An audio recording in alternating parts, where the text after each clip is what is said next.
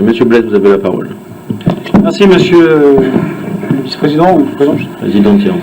Président de séance. Merci, monsieur. Oui, juste pour notre collègue Galliano qui s'est étonné du départ de Sonia Baquès, c'est tout simplement parce que nous sommes en pleine campagne pour le référendum et que nous avons une réunion à Bourail et que, comme prévu, il faut monter à partir de 15h30 pour voir les gens à 18h pour défendre le camp de la France.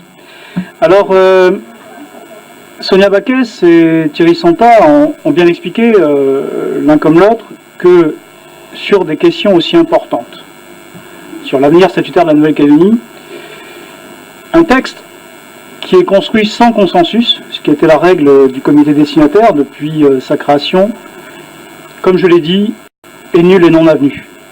Il n'a pas la portée qu'a l'accord de Nouméa.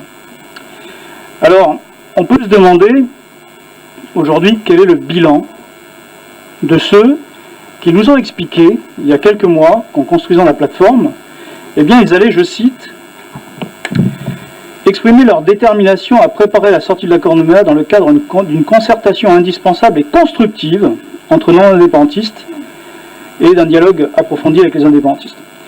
On cherche la démarche constructive dans tout ce qu'on entend. Alors d'un côté, Galliano nous appelle à prendre de la hauteur et immédiatement après passe de longues minutes à régler de vieilles rancunes. Philippe Michel, lui, a passé de longues minutes à expliquer que le Rassemblement et le président du Congrès, finalement, sont des menteurs et des irresponsables. Alors je prends à témoin les Calédoniens. Aujourd'hui, la plateforme, quelle est sa valeur ajoutée? Clairement, elle n'en a aucune. Et on peut se demander si les députés qui ont été élus, avec les voix de nombreux partis loyalistes, sur la promesse de faire ce travail de concertation, de construction, ont bien compris quel était l'engagement moral qu'ils avaient pris. Je crois qu'ils ne l'ont pas compris. Ils n'ont pas compris et pas très bien quel type de victoire morale va sortir de ce vote qui va se faire.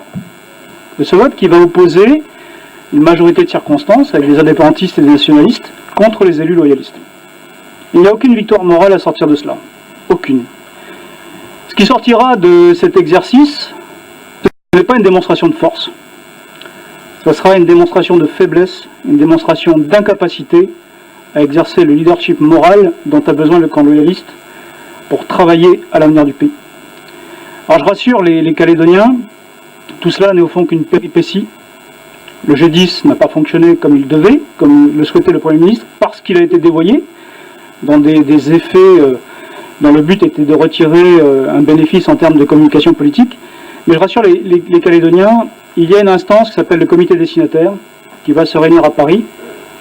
Un comité qui a fait ses preuves dans sa capacité à construire un dialogue entre le loyaliste et indépendantiste, et dont on a toujours su à un moment ou à un autre, parfois pas parfaitement, puisqu'on l'a vu sur le dernier, sur l'inscription des natifs, mais qui a su, de façon générale, trouver des compromis entre tous les Calédoniens.